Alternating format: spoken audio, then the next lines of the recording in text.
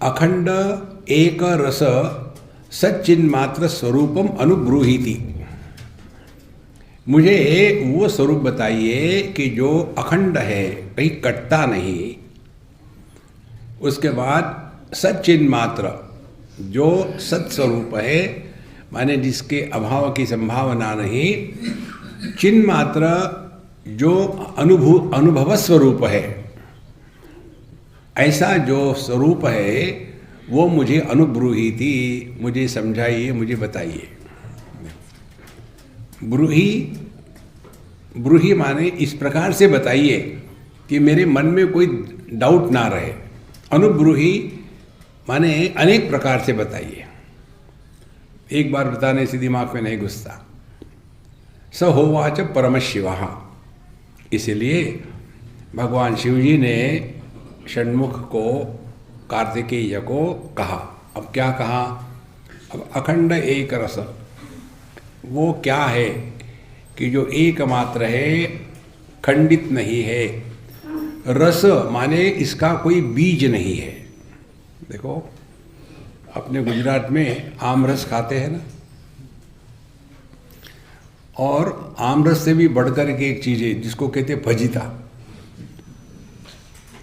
वो जो गुठलिया है उसको वॉशिंग मशीन से धुलने के बाद जो निकलता है उसको तड़का देते हैं और उसको कहते हैं भजिता, माने खाने वाले की फजीती होती है उसमें। रस का तात्पर्य जिसमें बीज नहीं होता उसको रस कहते हैं।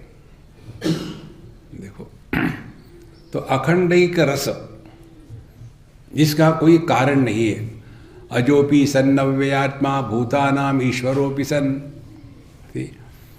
द्वितीय अध्याय में भगवान कहते हैं, और 7वें अध्याय में भगवान कहते हैं मत्तः परतरम नान्यत् किंचित् अस्ति धनंजय मयि सर्वमिदं प्रोतम सूत्रे मणिगणा इव। मत्तः परतरम, मेरा कोई कारण नहीं, मेरे से कोई अन्य नहीं, मेरा कोई कार्य नहीं। यह जो अखंड एक रस है, तो अखंड एक रसम, यह जो एक तत्व है, इसी पर जितनी भी अनेकता दिखती है वो अध्यारोपित है। ये वेदांत का सिद्धांत है, जिसको समझ में आएगा उसको बाकी चीजें समझने में कोई कठिनाई नहीं है। अध्यारोप माने क्या? अधि ही आरोपः अध्यारोपः। धी माने बुद्धि, अधि माने बुद्धि का दिवाला। जिसके बुद्धि का दिवाला निकला है वो जो है वो नहीं दिखता, जो नहीं है वो दिखता है। देखो तो है रस्सी, लेकिन देख रहा है सांप। कारण क्या? उस रस्सी को देखने के लिए योग्य प्रमाण की आवश्यकता है, लेकिन प्रमाण का दुरुपयोग किया और फिर वहां जो नहीं है वो दिखने लग गया। देखो तो एक लड़की पर एक लड़का अध्यारोपित करता है कि ये मेरी पत्नी अच्छी होगी। देखो, और उसके बाद पत्नी हो गई वो, तो लड़की गायब हो जाती है और पत्नी उसके ऊपर सवार हो गई। इसीलिए अध्यारोप और अधिष्ठान, बिना अधिष्ठान के अध्यारोप नहीं हो सकता, कोई ना कोई अधिष्ठान चाहिए।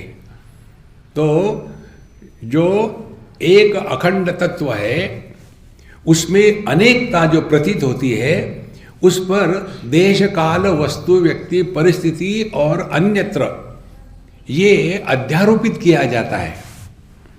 और इसीलिए एक को ही अनेक लखाते हैं, लेकिन होता एक ही है। जैसे दृष्टि ले लो, दृष्टि एक है, दृष्टि का अपना रंग नहीं, दृष्टि का अपना आकार नहीं, लेकिन इसी दृष्टि पर रंग और आकार जब अध्यारोपित किए जाते हैं तो ये जगत के रूप रंग निर्माण होते हैं। तन्मात्र है शब्द, आकाश का गुण तन्मात्र शब्द है, शब्द मात्र, लेकिन उसी शब्द पर सारे गम पद निशा लग गया और उसमें आ ऊ शुरू हो गया। इस प्रकार से जो अध्यारोपित है वह प्रतीति है, वास्तविक नहीं है। उसका जो अधिष्ठान है वह सत्य है। हमारा ध्यान जब अधिष्ठान की तरफ जाएगा तब अध्यारोपण से हम मुक्त हो जाएंगे। देखो जैसे आकाश की नीलिमा को हम देखते हैं, लेकिन अब हमको मालूम है कि आकाश का रंग नहीं होता, तो ये जो नीलिमा है ये दिखती है लेकिन होती नहीं।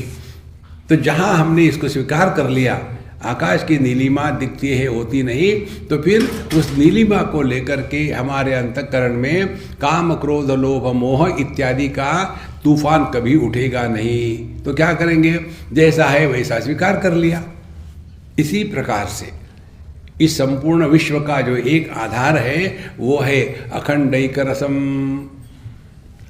फिर इसी एक अखंड एक रस पर दृश्यम अखंडैक रसम जगत। तो जितना ये जगत है, दृश्य है, एक ही है और कुछ नहीं है, परमात्मा ही है। देखो